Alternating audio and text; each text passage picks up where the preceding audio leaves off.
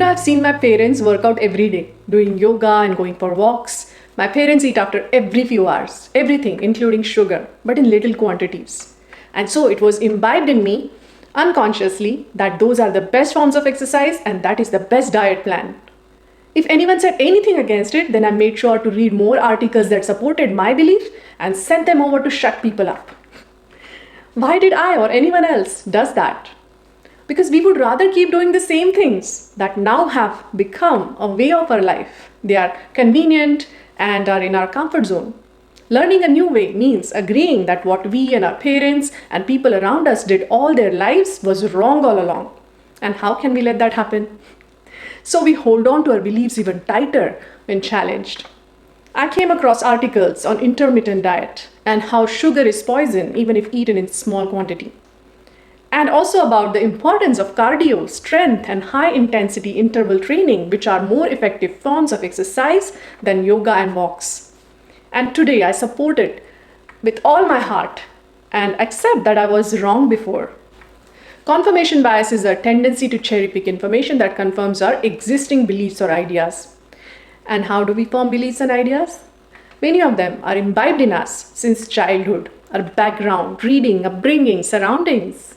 Examples of confirmation bias are endless and are not just restricted to faith and religions, though they are the biggest ones. Leo Tolstoy wrote, "The most difficult subjects can be explained to the most slow-witted man if he has not formed any idea of them already.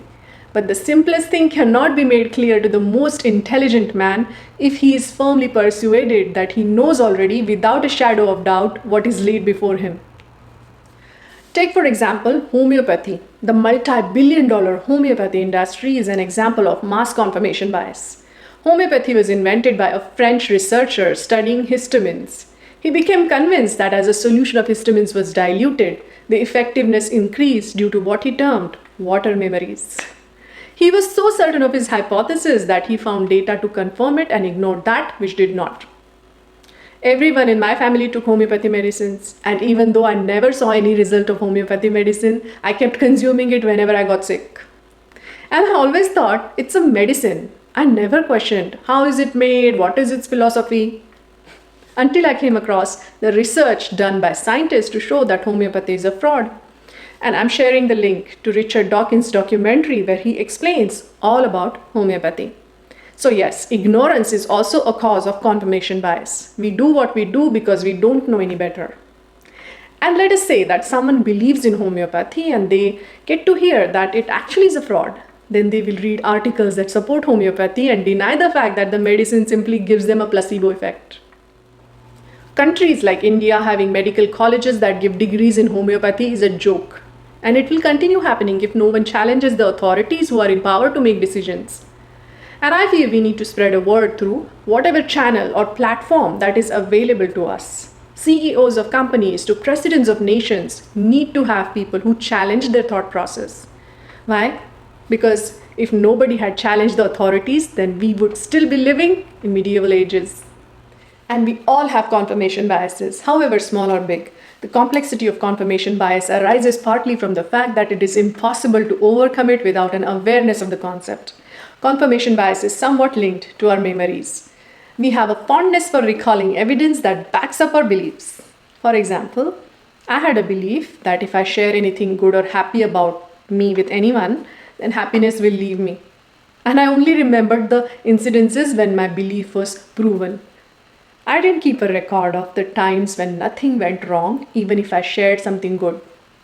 I mean, good and bad keeps happening in life. It has nothing to do with if I share with anyone or not. So I'm aware how dumb my belief was, and hey, I've worked on it at my own slow pace. Some beliefs do not hamper our life in any way, so there might be reluctance to take any action. Or then at times confirmation bias is caused out of fears, and then it is more difficult to shake them off. I have been opening up and sharing more with some of my close friends. And even though I'm a private person, I am trying to get out of my comfort zone, and I do share smiling pictures once in a while on social media and sometimes even travel pictures. And a thought has crossed my mind a couple of times that why should I play with poison? But then I remind myself how irrational and illogical this belief is and that I need to keep working on it. And I'm not ashamed to admit my idiotic confirmation bias. I'm not one of them who says, oh, this is how I am. I'm not. Neither am I born all evolved. I'm learning more about the world and about myself as I get older. And I will keep changing because I feel becoming is more important than being. Being is stagnant, becoming is evolving, and evolving is the ultimate success of any human being, society, company, or country. Or is it just my confirmation bias talking? Maybe I got to ponder over that too. What do you think? Do you have any stories of your confirmation biases? Do share them in the comment section. I would love to read that.